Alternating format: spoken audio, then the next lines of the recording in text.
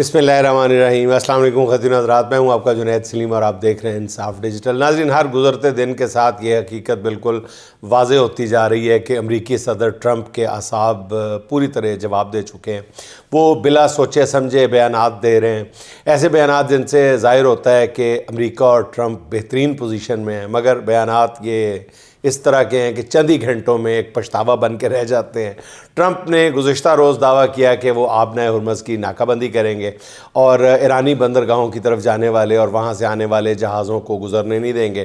Trump के इस दावे पर पूरी दुनिया हैरान थी।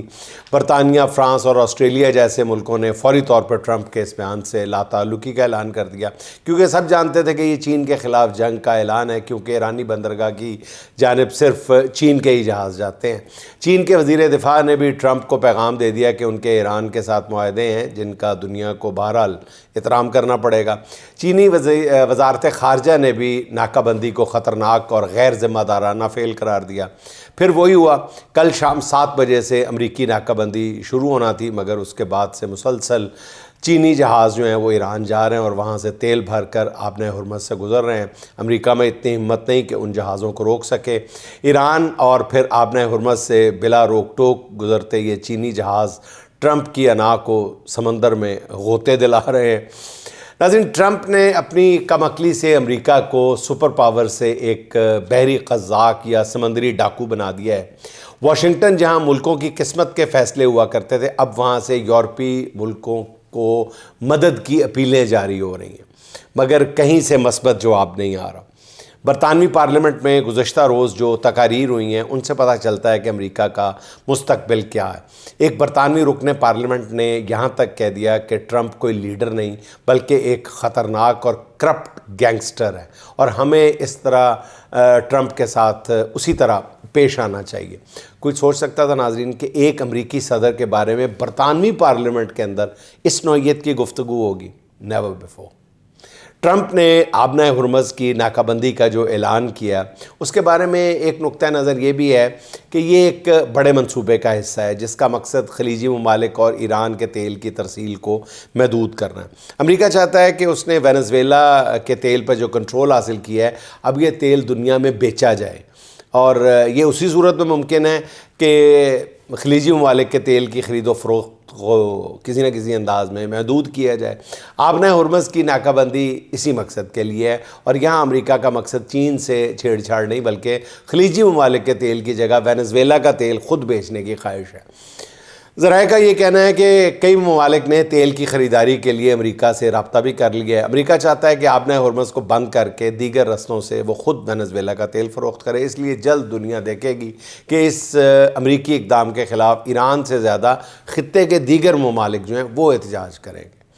इत्तलात के मुताबिक अमेरिका और ईरान में मुज़ाकरात का दूसरा दौर भी होने जा रहा है जिसकी मेज़बानी ग़ालिबन पाकिस्तान ही करेगा। ज़राए के मुताबिक दूसरे दौर के मुज़ाकरात के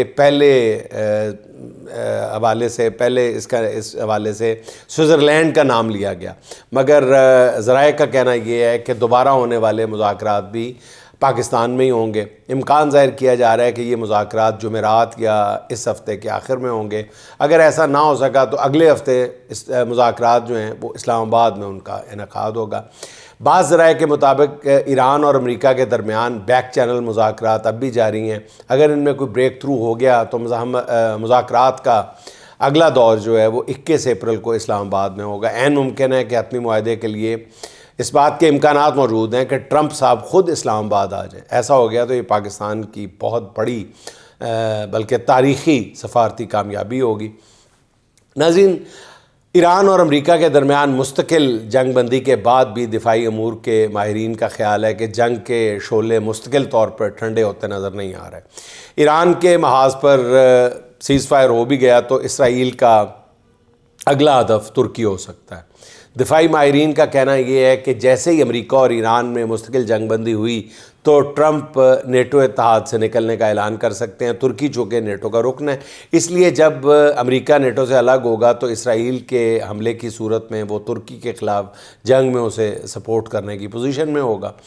دنیا اس وقت امریکہ اور ایران کے معاملات میں الجھی ہوئی ہے، اس لیے ترکی اور اسرائیل کے درمیان بیانات کی جو جنگ لگی ہوئی ہے اس پر زیادہ فوکس نہیں دے پا رہے، اس پر زیادہ دھیان نہیں دیا جا رہا۔ نیتنیاہو نے ترک صدر اردوان پر الزام لگایا ہے کہ وہ اپنے کرد شہریوں کے قتل عام میں ملوث ہیں۔ نیتنیاہو نے کہا ہے کہ وہ ایران اور اس کے پشت پناہوں یعنی ترکیہ کے خلاف جنگ جاری رکھے گا۔ دوسری طرف ترکیہ نے نیتنیاہو کو موجودہ دور کا ہٹلر قرار دیا ہے۔ ترک وزیر خارجہ کا کہنا یہ ہے کہ ایران کے بعد اسرائیل کسی دشمن کے بغیر نہیں رہ سکتا، اور ہمارا خیال ہے کہ اسرائیل اپنا اگلا دشمن ترکیہ کو قرار دے گا۔ اب یہ بات سب کی سمجھ میں آ جانی چاہیے کہ نیتنیاہو اور ٹرمپ کی جوڑی عالمی امن کے لیے کس قدر بڑا خطرہ بن چکی ہے۔ ناظرین، جنگ سے پوری دنیا پریشان ہے، مگر اس دوران صدر ٹرمپ کی بدحواسیاں بڑھتی جا رہی ہیں۔ پہلے انہوں نے کیتھولک پوپ پر رقیق حملے کیے اور کہا کہ وہ دہشت گردوں کے حامی ہیں۔ اس پر تنقید ہوئی تو ٹرمپ اپنے موقف سے پیچھے ہٹ گئے اور کہا کہ وہ پوپ سے معافی نہیں مانگیں گے۔ پوپ لیو بھی اپنے موقف پر ڈٹ گئے، جن کا کہنا یہ تھا کہ وہ ٹرمپ انتظامیہ سے مجھے کوئی خوف نہیں ہے، امن اور مفاہمت کی اپیلیں جو ہیں وہ انجیل کی تعلیمات پر مبنی ہیں۔ آج دنیا میں بہت زیادہ لوگ تکلیف میں ہیں، بہت سے بے گناہ لوگ مارے جا رہے ہیں۔ پوپ کے اس بیان پر امریکی صدر ڈونلڈ ٹرمپ نے اپنی مصنوعی ذہانت سے تیار کردہ تصویر شیئر کی، جس میں وہ خود کو مسیحا یعنی نجات دہندہ کے طور پہ دکھا رہے ہیں۔ اس پر مذہبی حلقوں نے شدید تنقید کی، تو جب تنقید سامنے آئی تو ٹرمپ نے اپنی یہ تصویر بہرحال سوشل میڈیا سے ہٹوا دی۔ اس پر امریکی سینیٹر برنی سینڈرز کا کہنا یہ ہے کہ ٹرمپ ایسی تصاویر شیئر کر رہے ہیں جو توہین کے زمرے میں آتی ہیں۔ انہوں نے کہا کہ ریپبلکن ارکان پارلیمنٹ کب تک اس خطرناک اور غیر متوازن شخص کی اندھی پیروی کرتے رہیں گے۔ اچھا ناظرین، پاکستان پر جنگ کے اثرات شدید سے شدید تر ہوتے جا رہے ہیں۔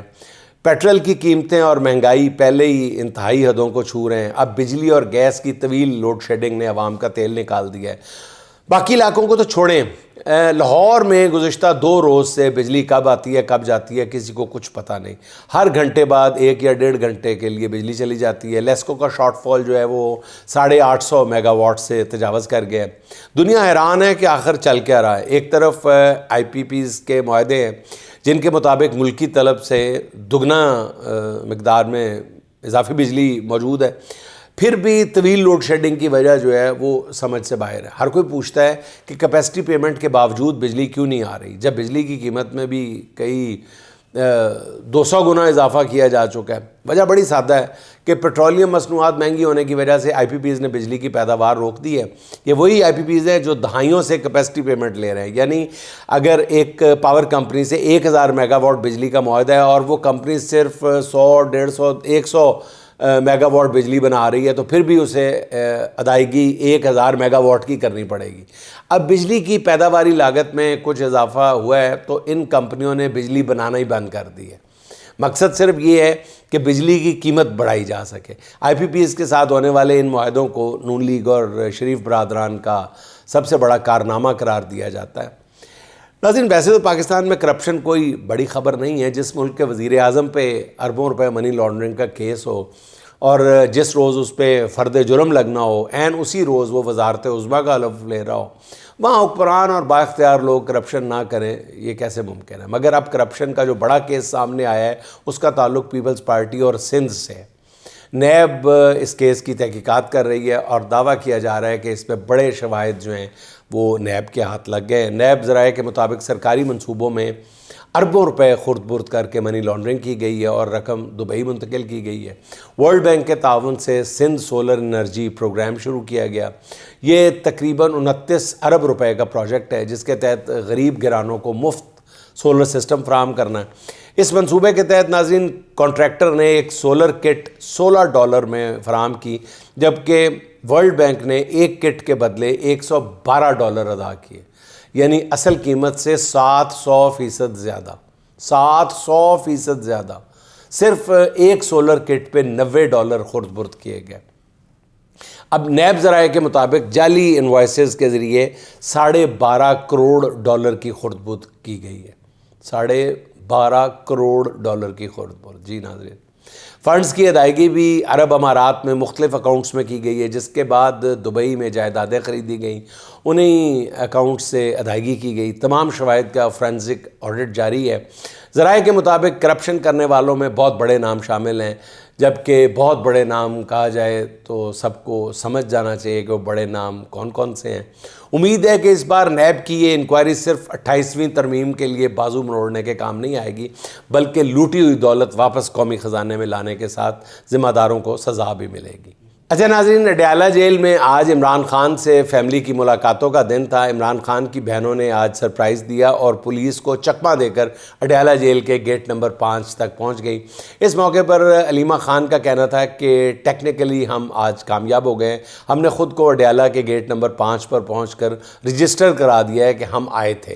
اب وہ یہ بہانہ نہیں بنا سکتے کہ ہم آئے ہی نہیں، اب یہ قانونی طور پر ہماری ملاقات کو نہیں روک سکتے۔ انہوں نے کہا جیل انتظامیہ کا طریقہ یہ ہے کہ ہر بار کہتے ہیں کہ یہ گیٹ پر نہیں پہنچے، پیچھے سے خود پولیس کے ذریعے ناکے لگا کے روکا جاتا ہے۔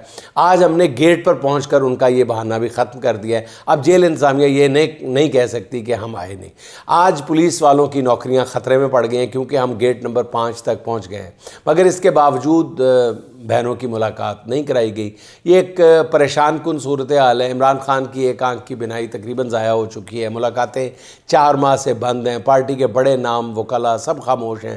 سمجھ نہیں آ رہا کہ پارٹی قیادت کس چیز کا یا کس خبر کا انتظار کر رہے ہیں۔ حکومت کا پیغام واضح ہے کہ تحریک انصاف کی قیادت اگر نہیں سمجھ رہی تو اس کی مرضی۔ ناظرین، آخر میں فرحانہ عنبر کے چند اشعار: جو نہ کرنا تھا کر گئے آخر، جو نہ کرنا تھا کر گئے آخر، لوگ چپ چاپ مر گئے آخر، تم بھی عہد وفا سے قسموں سے دھیرے دھیرے مکر گئے آخر، دل ہمارے جو ساتھ دھڑکے تھے ایک دوجے سے بھر گئے آخر، پھول تازہ کھلے سحر میں جو شام ہوتے بکھر گئے آخر، بات کرتے تھے چاند تاروں کی تم بھی دنیا سے ڈر گئے آخر، میری باتیں وہ ہنس کے ٹال گئے سب گلے بے اثر گئے آخر، کچھ بھی محسوس کیوں نہیں ہوتا، کچھ بھی محسوس کیوں نہیں ہوتا، سارے جذبے کدھر گئے آخر، دن میں عنبر بھٹک رہے تھے جو شام ہوتے ہی گھر گئے آخر، شام ہوتے ہی گھر گئے آخر۔ ناظرین، خوش رہیں، خوش رکھیں، آپ سے ملاقات ہوگی انشاءاللہ اگلے ولاگ میں۔ اللہ حافظ۔